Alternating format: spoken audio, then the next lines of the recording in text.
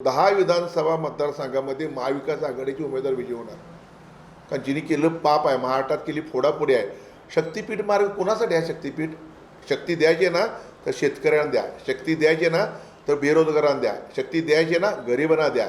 शक्तीपीठ म्हणजे ज्या स्कॅन्डल जे झालेले आहेत, आपल्याला तुम्हाला सांगतो ते आपल्या बॉन्ड्स दिलेले, आपल्या इलेक्ट्रॉल बॉन्ड्स, ते कोण ठेकेदाराची माहिती घ्या ना आपण जरा. तो ठेकेदार कोण आहे? तर इलेक्ट्रॉल बॉन्ड्स देणारा ठेकेदार आहे. म्हणजे त्यांना मदत केली म्हणून ह्यांना मदत करायची. म्हणजे त्यांनी सांगितलेलं चंदा आणि धंदा ह्यातला हा प्रकार आहे. ते चंदा दो धंदा लो हाच विषय आता भाजपचा चाललेला आहे. आणि ज्यांना लोकांना सांगितलेलं आहे पूर्वी कामं देतो म्हणून, आता नाही दिले तर त्यांच्या घरात जाऊन बसतील. म्हणून शेतकरी मेले तर चालतील, लोक मेले तर चालतील, पण तो हा मार्ग करायचा. बरं, आज गोव्याला जायला मार्ग कमी आहेत का आपल्याकडं? भरपूर मार्ग आहेत आपल्याला. आम्ही सारखं जातोच ना गोव्याला, वर्षातून 2दा तर आम्ही जातोय, सगळीच जातो आपण. हा 7-8 मार्ग आहेत. पण हा नवीन मार्ग कशाला पाहिजे? शेती उद्ध्वस्त करून.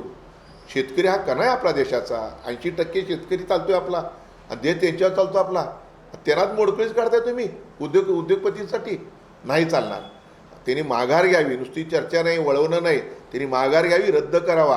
ह्यांना फटका तर बसणारच आहे. फक्त ह्यांनी जर केलंच नक्की परत, तर ते सुद्धा शेतकरी मागच्या वेळी कर्ज योजना जी शेतकऱ्यांच्या चुलीत पायक्या लोकांनी पाणी वाचलं ते अजून शेतकरी विसरले नाही आहेत. पुन्हा शक्ती मार्गात आपली शेती जाणार आहे. शेतकरी गप्प बसणार नाही आहे. आणि शेतकरी प्रत्येकाही 50-100 एकर शेती नाही आहे, तुटकी मुटकी शेती आहे. त्या शेतकऱ्यांनी काय करायचं? एकदा पैसे तुम्ही द्याल त्यांना, बाकी दिवस त्यांनी काय करायचं? पैसे संपल्यानंतर त्यांच्याकडे नोकर म्हणून राहायचं आम्ही? नाही चालणार. शक्तीपीठ मार्ग ते रद्द केलाच पाहिजे.